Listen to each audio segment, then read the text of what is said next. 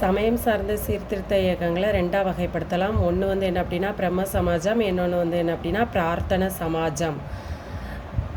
இப்போ நம்ம ஃபஸ்ட்டு பார்க்க போகிறது யாரை பற்றி அப்படின்னா பிரம்ம சமாஜனத்தை நிறுவிய ராஜாராம் மோகன் ராயை பற்றி படிக்க போகிறோம். அவருடைய காலம் வந்து 1772 1833 வரைக்கும் அவருடைய காலம். இப்போ தொடக்க கால சீர்திருத்தவாதிகளில் ரொம்ப மாணவராக இருக்கிறவர் வந்து ராஜாராம் மோகன் ராய்.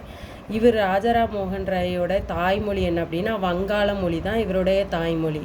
ஆனால் அதில் மட்டும் அவர் ஸ்ட்ராங்காக இருந்தால் காணாதுன்ட்டு அவர் வந்து சமஸ்கிருதம், அரபி, பாரசீகம், ஆங்கிலம் போன்ற மொழிகளையும் கற்றறிந்தார்.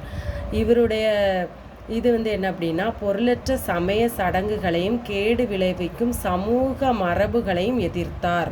இவர் எதிர்த்தது என்ன அப்படின்னா பொருளற்ற சமய சடங்குகளையும் கேடு விளைவிக்கும் சமூக மரபுகளையும் எதிர்த்தார்.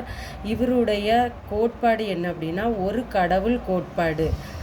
இது அதுக்கப்புறம் என்ன அப்படின்னா உருவ வழிபாடை வந்து அவர் வந்து எதிர்த்திருப்பார். அதுக்கப்புறம் உடன்கட்டை ஏறுதல், சதி, குழந்தை திருமணம், பலதார மனம் ஆகியவற்றை எதிர்த்து வந்து சட்டம் ஏற்றணும் அப்படின்னு சொல்லிட்டு ஆங்கில அரசாங்கத்திற்கு விண்ணப்பித்தவர் வந்து யார் அப்படின்னா ராஜாராம் மோகன் ராய். எதுக்கு? உடன்கட்டை ஏறுதல், குழந்தை திருமணம், பலதார மனம், இதற்கு எல்லாமே எதிர்ப்பு தெரிவிக்கும்படி சட்டங்கள், இதற்கு எதிராக சட்டம் ஏற்றணும் அப்படின்னு ஆங்கில அரசாங்கத்துக்கு விண்ணப்பித்தவர் யார் அப்படின்னா ராஜாராம் மோகன் ராய். அதுக்கடுத்து என்ன அப்படின்னா விதவை பெண்கள் வந்து மறுமணம் செய்து கொள்ள வேண்டும் அப்படிங்கிற ஒரு கருத்தை வந்து இவர் வந்து ரொம்ப ஆதரிச்சிருப்பார். அதுக்கப்புறம் கல்கத்தாவில் உள்ள இடுகாடுகளுக்கு சென்று அங்குள்ள விதவைகளை வந்து உடன்கட்டை ஏறக்கூடாது நீங்கள் அப்படின்னு சொல்லி அவங்க உறவினர்களிடமிருந்து பேசினவர் வந்து யார் அப்படின்னா ராஜாராம் மோகன் ராய்.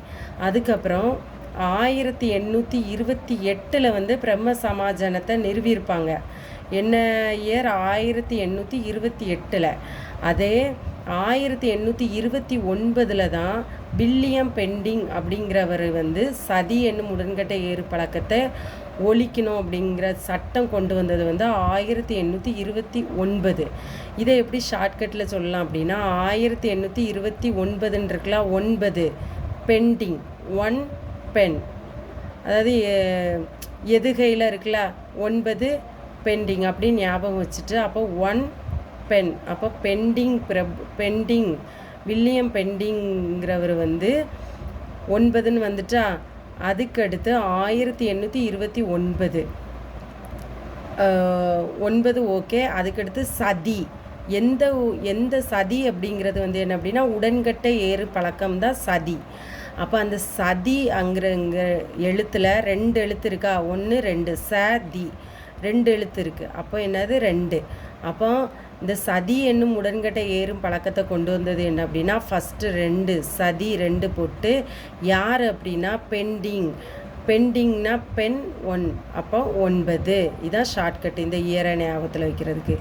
வில்லியம் பெண்டிங் அவர் தான் என்ன அப்படின்னா சதி என்னும் உடன்கட்டை ஏறும் பழக்கத்தை ஒழித்து சட்டம் கொண்டு வந்தார். அப்படி சட்டம் கொண்டு வரதுக்கு முக்கிய பங்காற்றியவர் யார் அப்படின்னா நம்ம ராஜாராம் மோகன் ராய்.